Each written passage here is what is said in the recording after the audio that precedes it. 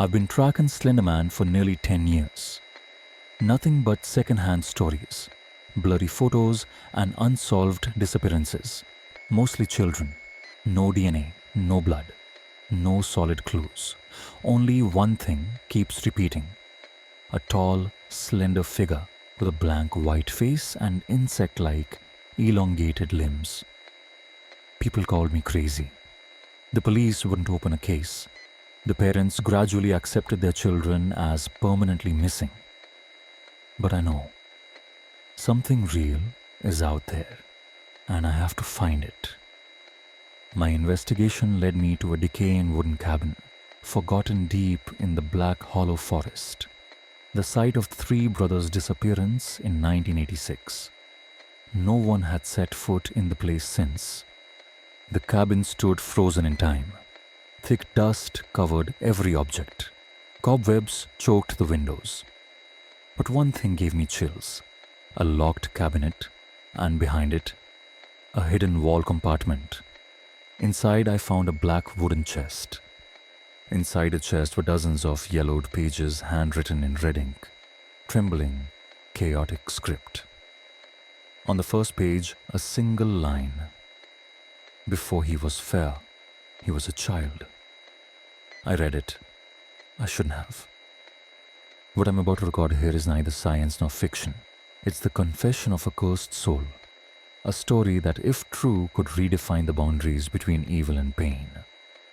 This is not folklore. This is the origin of Slenderman. And it doesn't begin with blood. It begins with tears.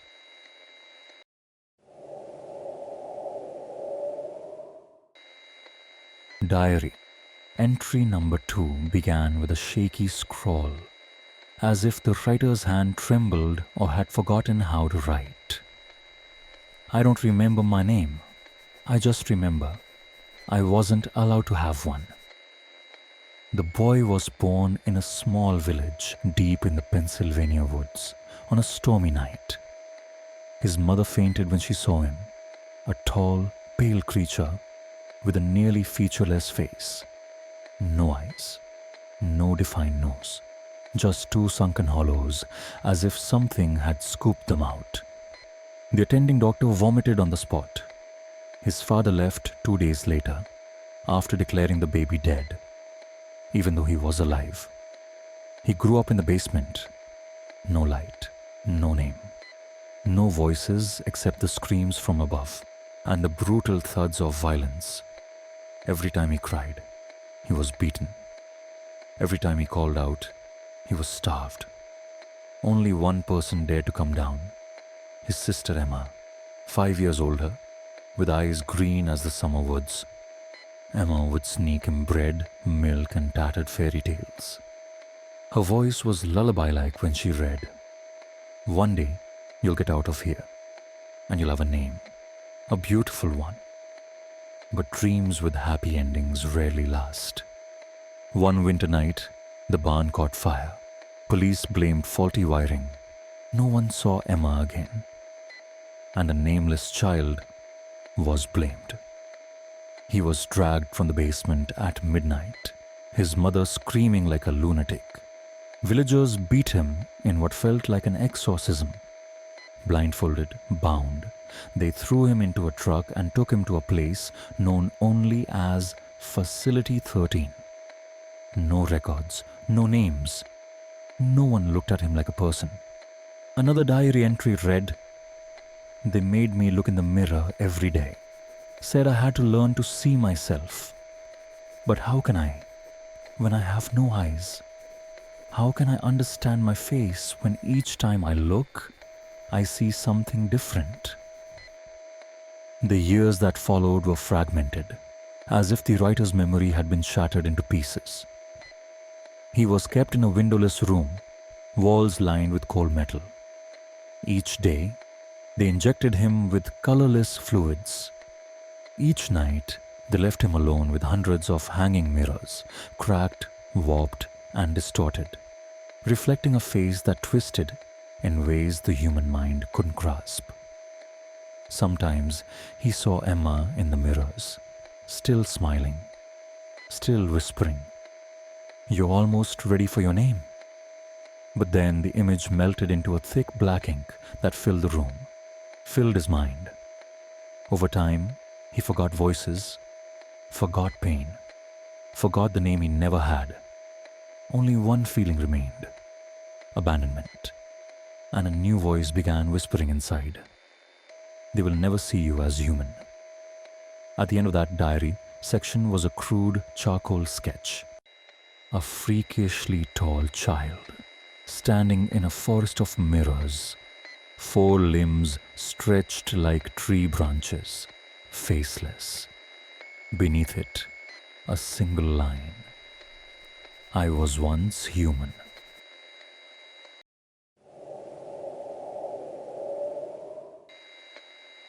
By the 15th diary entry, my hands began to tremble. The messy handwriting had shifted to sharp, frantic strokes, as if the writer were wrestling with his own memory. Facility 13 wasn't just research. It was man playing God. According to the notes, after years of confinement, the boy's body began to change. No one could say whether it was the drugs or decades of suppressed rage, but his skin turned ashen. His body stretched uncontrollably, bones elongating so fast that researchers had to constantly swap his restraints and clothes. They no longer called him a boy. They called him Subject 38. I don't remember what they injected in me, but I remember the feeling. When I started hearing their thoughts, he began sensing others' emotions: fear, disgust, curiosity, whenever someone entered the room. When angry, hallway lights exploded on their own. Cameras slowed, sometimes froze for 3 to 4 seconds, even without power issues. One day, a young scientist named Greaves dropped his pen. As he picked it up, he murmured, "God help us. What if it were my child?" That phrase echoed in Subject 38's head like a lullaby. Greaves vanished 2 days later. Security footage showed nothing. The next diary page detailed the layout of the containment room: 4 metal walls, a sealed door, a ceiling-mounted infrared camera. But the most chilling note was, that night I left the room without opening the door.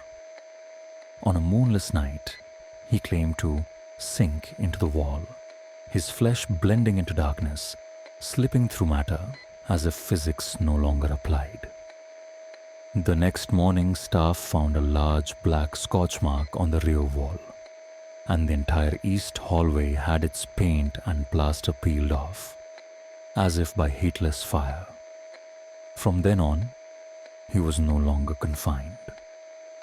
They shifted to remote monitoring. He wandered the basement like a shadow, never touching the ground, leaving no trace. No one dared approach. One camera captured a final image. He stood still in a hallway, dozens of black limbs extending from his back like tendrils. I never wanted to kill anyone, but they kept calling me a monster. So I became the name they feared most. Jonathan looked up from the journal. The air in the cabin had turned thick, icy. He glanced out the window, only to see still, pitch-black woods. He flipped to the final page. A single sentence written in dried blood. "My name is Eli, and I never chose this path."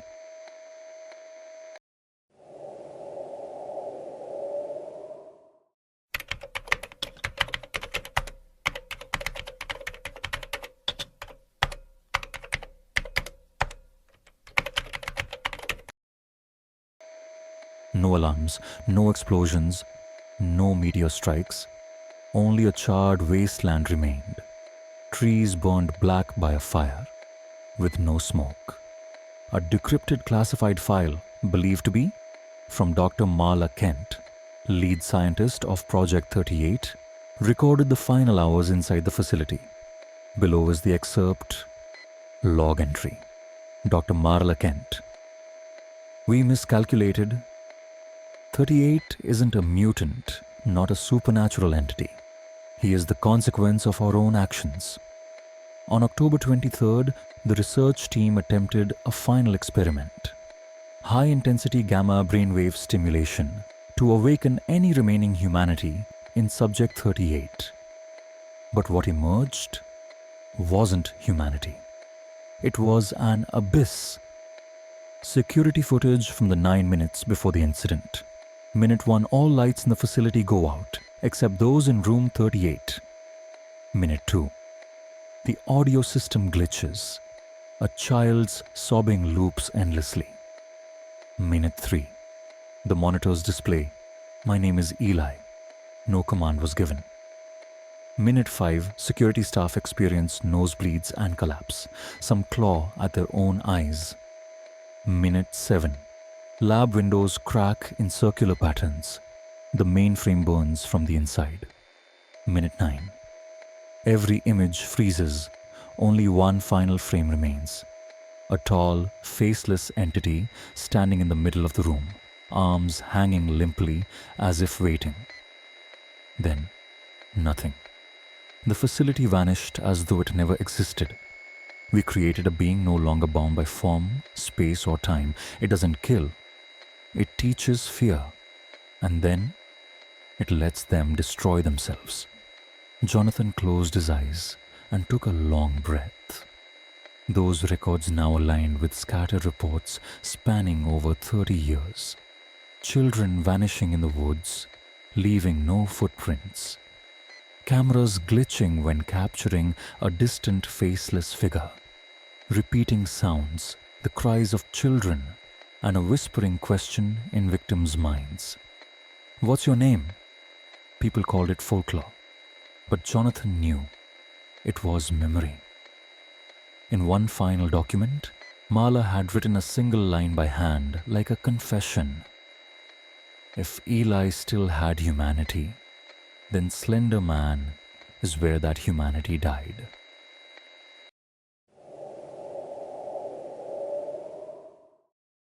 Jonathan packed up the files and left the cabin before sunset. But on the trail out of the woods, something felt wrong. Every tree, every leaf seemed to be watching him. He pulled out his camera and panned slowly. Nothing. Until he got home and reviewed the forest photos. In the final frame, a faint, tall figure standing between two trees, faceless. That night, Jonathan had a dream. He stood in a dark corridor, no doors, no lights. Along the walls were dusty, shattered mirrors. Each mirror reflected something different. A young man crying. A boy tied to a chair. A creature writhing in electric wires. And finally, a different version of Jonathan staring back at him. That version smiled crookedly. Its lips didn't move, but a voice echoed in his mind. "My name is Eli." The next morning, Jonathan sought out a paranormal expert, an old woman living in seclusion on the outskirts of Oregon named Nora Halley.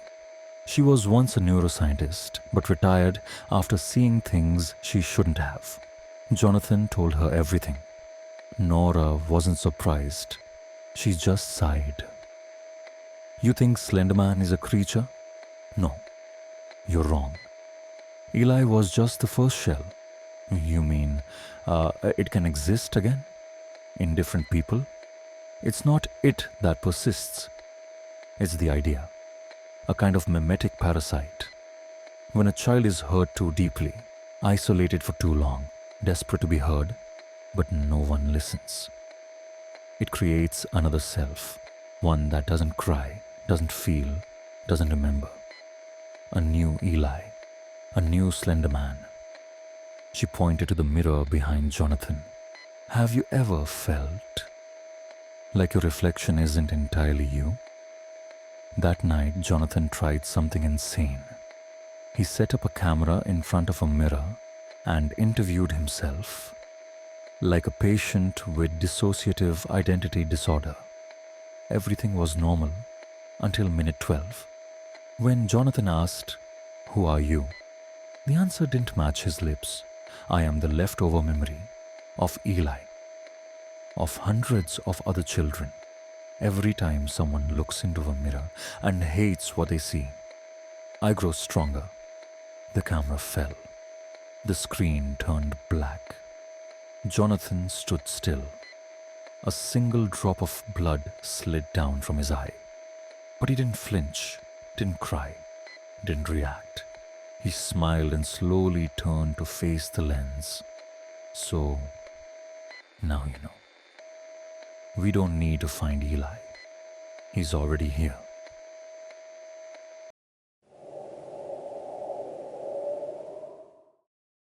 Jonathan was no longer himself. He still ate, slept, replied to emails, and wrote analytical reports like any other researcher. But deep in his eyes, something had changed. 2 weeks later, on a science podcast, Jonathan presented a new theory about Slender Man. He didn't deny the creature's existence, he confirmed it. Slender Man is the product of collective consciousness, a mimetic parasite feeding on fear and loneliness. Every time a child is forgotten, a seed is planted. Every cold stare, every bullying moment, every ignored plea from a parent waters that seed. And one day, we create Slender Man, in the mirror, in the woods, in the dark. The podcast went viral. Some thought it was elevated creepypasta, but others, especially those with traumatic pasts, felt pulled in. Reports from 6 different states surfaced. Teenagers claiming to communicate with a faceless figure in dreams. Some went missing. A few took their own lives. Police had no explanation. One final video was uploaded to Jonathan's YouTube channel. No one knows who sent it, or if Jonathan was still alive. In the video, a low voice spoke. "Eli didn't die. Eli was replicated thousands of times." The camera panned across an empty classroom. On the blackboard, written in chalk, "If you can read this, you've already raised us." The final shot. A row of mirrors. Each reflected a child standing still, blank-faced, arms long enough to touch the floor, slowly turning their heads to face the camera. Black screen.